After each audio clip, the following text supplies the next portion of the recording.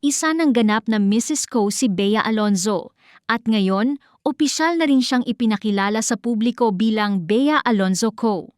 Sa isang endorsement forum na ginanap sa Bonifacio Global City nitong Agosto 13, unang ginamit ang pangalang Bea Alonzo Co. Bilang paggalang sa kaniyang asawang si Vincent Co.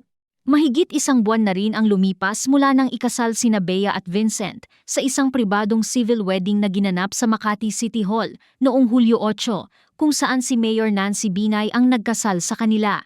Sa panayam ni Nelson Canlas ng GMA News, sinabi ni Bea na ngayon lang niya napansin kung gaano kabilis lumipas ang panahon matapos siyang batiin sa kanilang first monthsary bilang mag-asawa.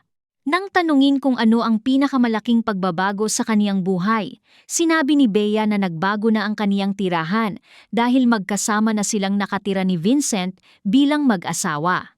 Ayon sa aktres, nasa Cloud9 siya at ito ang pinakamasayang yugto ng kaniyang buhay sa ngayon. Ibinahagi rin niyang espesyal para sa kaniya ang simpleng paggising araw-araw na magkatabi silang mag-asawa. Marami rin ang nagtaka kung bakit halos walang nakakaalam sa kanilang kasal hanggang matapos itong maganap. Ayon kay Bea, hindi niya kailanman naisip na obligasyon niyang ipaalam agad ito sa publiko.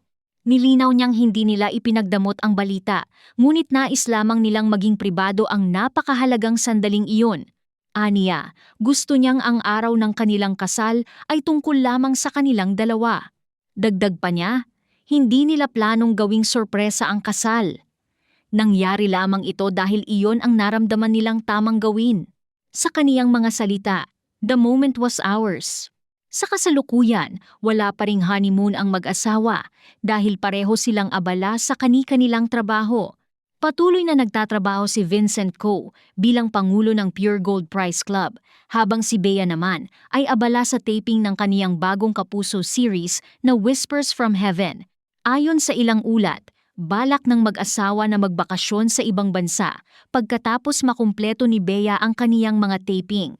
Mula sa pagiging isa sa pinakamatagumpay na aktres sa industriya hanggang sa pagsisimula ng bagong yugto bilang asawa, kitang-kita ang kasiyahan ni Bea Alonzo Co. sa bagong kabanata ng kaniyang buhay. Sa ngayon, malinaw na ang kaniyang priority ay ang balanse sa pagitan ng pamilya, married life, at patuloy na pagbuo ng kaniyang karera sa telebisyon.